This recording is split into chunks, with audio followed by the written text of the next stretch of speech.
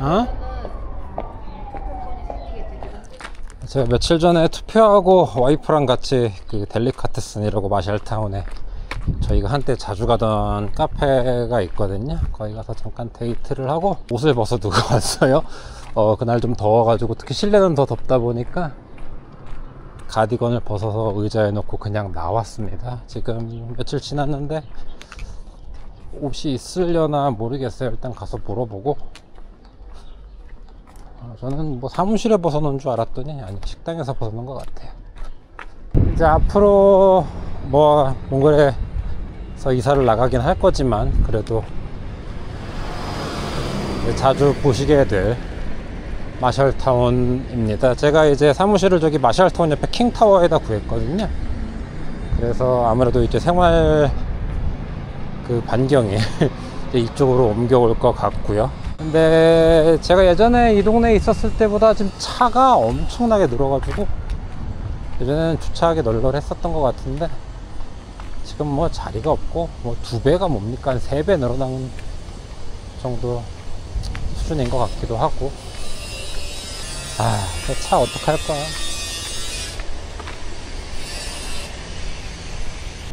여기죠, 델리카테슨. 뭐 주인이야 계속 바뀌고 컨셉도 살짝씩 바뀌는 것 같은데 10년 정도 그 간판은 유지하고 있습니다. 나름 핫플레이스가 됐는지 사람이 꽤 많아요. 예전엔 그렇게 안 많았는데.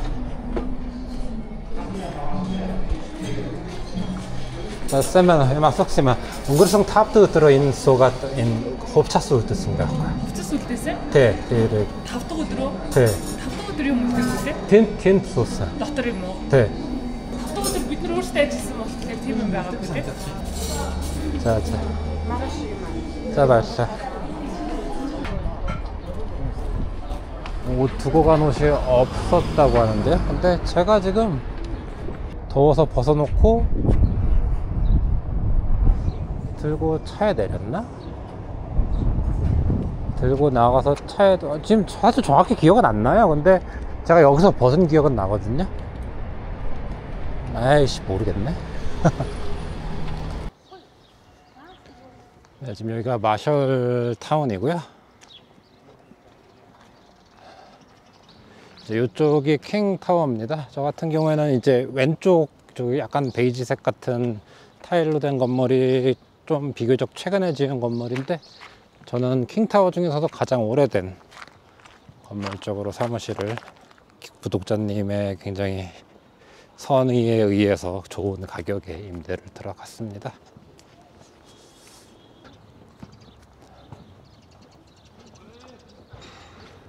그래서 보시면은, 자, 왼편에 킹타워가 어마무시하게 들어와 있습니다. 여기 진짜 볼 때마다 바깥에서 봐도 규모가 대단하고, 안에 들어오면 더 대단하죠. 저렇게 많은 집들이 주차할 데가 없어서 아주 난리죠, 난리.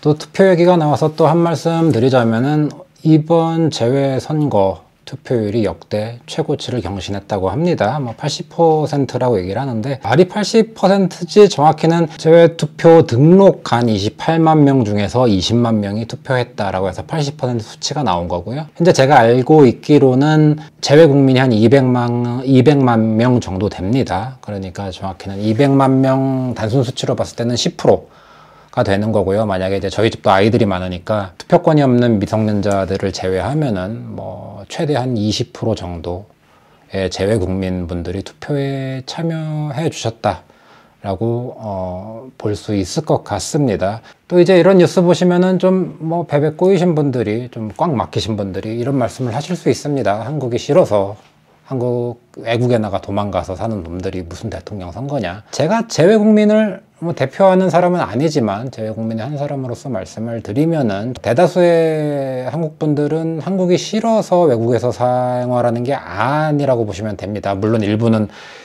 한국이 싫어서 나가셨거나 아니면 뭐 나쁜 일 하고 도피 중인 놈들도 있겠지만, 어쨌거나 일반적으로 평범한 재외 국민들을 봤을 때는 한국이 싫어서 떠난 게 아니라 각자 살 길을 찾아서 어려운 해외 생활을 하고 있다라고 이해하시는 게 더 맞지 않나 싶습니다. 뭐 기회를 찾아 떠났을 수도 있고 사던 이 일이 이제 한국에서 사양 사업이 되다 보니까 해외로 진출했을 수도 있고 어쨌든 뭐 여러 가지 이유가 있겠지만 기본적으로는 다 생존하기 위해서 어려운 해외 생활들을 하시고 계신 분들이라는 점. 뭐 그거 말고는 뭐 동일한 대한민국 여권을 지닌 대한민국의 한 사람이라는 점은 변함이 없다라는 걸 말씀드리고 싶고요. 둘째로는 이렇게 해외에 나와 있으면은 같이 안에서 북적거리고 막 살 때보다 조금 더 객관적으로 명확하게 현재 한국 상황이 어떻게 돌아가는지가 최소한 저는 그렇게 보입니다. 그래서 이제 그런 것들을 판단을 했을 때 뭐 예를 들면 그런 거죠. 뭐 이제 한국에서만 계속 이렇게 계신 분들 뭐 헬조선이라는 단어가 지금 좀 한물 가긴 했지만 그런 표현들을 쓰지만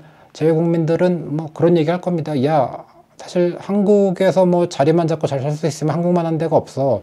해외 나와봐. 진짜 헬이 열릴 거야. 라는 말씀을 많이들 하실 거고요. 바깥에서 보면 조금 더 한국 현재 상황이 어떤지를 좀 더 명확하고 객관적으로 볼 수 있는 상황에 놓여 있다라는 점, 뭐 이제 그런 점들 때문에 더 투표를 많이 참여하지 않았을까라는 생각도 들고요. 그리고 세 번째로는 외국에 나오면 누구나 다 애국자가 된다는 표현이 있습니다. 심지어 저 같은 경우에는 야, 넌 한국 사람 아니야. 그러니까 사고방식이나 마인드가 한국 사람이 아니야 라는 얘기를 외국 친구들한테 들을 정도였음에도 불구하고 영국 유학하던 시절부터 지금까지 보면은 더 오히려 그럼에도 불구하고 한국을 돌아볼 수밖에 없는, 좀 더 한국을 애정하는 마음으로 볼 수밖에 없는 뭐 그런 점은 분명히 있는 것 같습니다. 더 한국 영화, 한국 드라마, 한국 음악에 집착하고, 저는 원래 한국에 있을 때 안 보거든요. 특히 이제 한국 음악, 케이팝 같은 거 듣지도 않는데 항상 해외에 나오면 그런 것들이 좀 더 그립고 더 찾아 듣게 되고 한국 뉴스에도 촉각을 세우고 좀 주의를 기울이는 것 같습니다. 어떤 한국인들보다 한국을 더 사랑하는 마음을 갖고 있다라는 뭐 이런 점들을 좀 들 수 있기 때문에 당연히 투표권은 행사해야 된다 보고 있고요. 특히나 한국에서 투표하는 것과는 전혀 다릅니다. 일단 사전 투표일이 물론 대선일보다 더 한 며칠 주어지긴 하지만 먼저 일단 온라인으로 재외선거 등록 신청을 해야 됩니다. 이거 신청 못하면 투표를 못하거든요. 그래서 먼저 신청을 한 다음에 그 다음에 이제 한국 같은 경우에는 뭐 옆에 가까운 동사무소, 뭐 학교 이런 데 투표소가 다 지정이 돼 있지만 해외 같은 경우에는 뭐 미국 같은 경우는 좀 예외가 되겠지만 큰 도시 2군데 혹은 몽골 같은 경우에는 울란바토르에 위치한 대사관에서만 투표를 합니다. 그래서 예를 들어서 다르항이나 에르데넷에서 거주하시는 분들은 5시간 7시간을 달려와서 투표를 해야 되는 상황이고, 이런 전반적으로 좀 어려운 선거 참여 과정이 있음에도 불구하고 선거를 해야겠다라는 거는 한국을 그만큼 사랑하는 마음, 그리고 현재 한국의 상황에 대해서 굉장히 좀 우려스러운 마음을 갖고 있기 때문에 이 모든 걸 감수하고도 투표를 한다라고 이해해 주시면 되겠고요. 그리고 이번 저희 와이프도 같이 동참을 했습니다. 원래 저희 와이프 이렇게 막 정치에 관심이 있는 사람도 아니고 그냥 투표가 있어 이러던 사람이었는데, 이번에 아주 계엄령 때문에 제가 물론 좀 설명을 해줬습니다. 어떤 일이 벌어지고 있는지를 설명을 해줬는데, 계엄령을 겪고 나더니 갑자기 보지도 않던 뉴스를 열심히 보고 있고 저보다 많이 보더라고요. 물론 탄핵 결론이 나고 나서는 조금 그 빈도수가 줄긴 했지만 굉장히 나름 스트레스를 받았던 것 같습니다. 그래서 이번에 같이 등록을 하고 재외국민 투표를 하고 왔습니다. 그러면서 드는 생각이 윤석열 지지자들이 그런 얘기들을 하죠. 계엄령이 아니라 계몽령이었다. 그래서 저희 와이프 이렇게 보면은 맞는 것 같아. 조금 약간 계몽이 된 것 같아. 정치에 대한 인식을 조금 하게 되고 투표를 꼭 해야겠다라는 마음으로 그 과정들을 거쳐서 저랑 같이 투표를 하고 갔으니까 어떻게 보면은 부분적으로는 계몽령이 맞다고도 얘기할 수 있겠다라는 나름은 긍정적인 면도 없잖아 있지 않았나 생각합니다. 또 이렇게 말씀하시면은 야, 너 뭐 민주당 지지자냐 뭐 이재명 지지자냐 뭐 이재명이 어쩌고 분명히 댓글 달릴 거예요. 이제 와가지고 또 뭐 난리들을 치실 것 같은데, 하나 말씀드리면은 저는 이재명 지지자 또는 민주당 지지자가 아닙니다. 저는 그저 조금 더 능력 있고 올바르고 합리적인 인물이 대통령이 됐으면 하는 바람으로 선거에 참여했던 사람이고 투표에 참여했던 사람이고, 이게 극명하게 갈린 거는 딱 박근혜 대선 때부터입니다. 사실 MB가 나왔을 때만 해도 크게 상관없었어요. 왜냐면은 제가 인식하는 한국 정치 정당들은 그놈이 그놈입니다.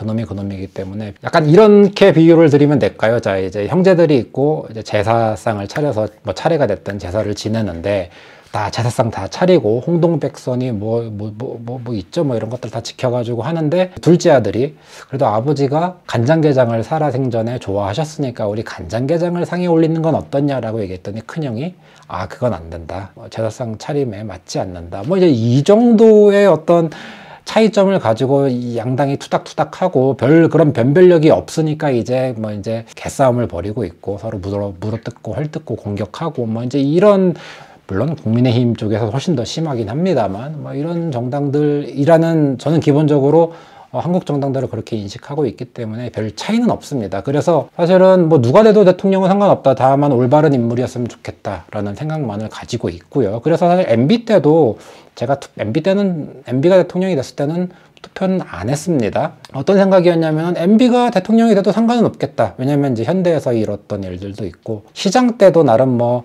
청계천 그 인공천을 조성하는 거 수돗물이 얼마가 나가고 뭐 이런 이제 문제점이 있기는 했지만, 저는 특히 버스 노선 개혁하는 거 보고 야 정말 추진력 있고 굉장히 좋은 정책이다, MB가 대통령이 돼도 뭐 나쁘진 않겠어 라고 그냥 생각을 했었습니다. 물론 이제 까보니까 물론 탄핵은 안 됐고 엄청난 수준의 비리를 저질렀지만 뭐 어쨌든 그랬던 입장이기 때문에 제가 딱히 민주당 지지자냐? 저는 저를 그렇게 규정하진 않습니다. 그냥 하나 공통적인 거는 이 후보가 대통령이 되면 절대 안 되겠다라는 마음으로 투표를 한 게 최근 들어서 더 크다고 보시면 됩니다. 제가 예전에 지금 21대죠 벌써 20대 대통령 선거할 때도 그렇게 말씀을 드렸습니다. 아 윤석열이 절대 대통령 되면 안 될 것 같아서 투표를 참여했었고, 박근혜 때도 똑같은 마음으로 투표를 했었을 뿐입니다. 민주당에서 대통령이 나와야 돼가 아니라 쟤네들이 대통령하면 안 돼, 쟤네들이 정권 잡으면 안 돼라는 생각이 강했기 때문에 저를 투표소로 이끌었고요. 뭐 제 정치적 성향에 대해서 얘기를 하자면 더 길기 때문에 그냥 오늘은 뭐 어쨌든 뭐 이래 재외국민에 대한 그런 어떤 불합리한 인식들, 편견들에 대해서 조금 말씀을 드렸고,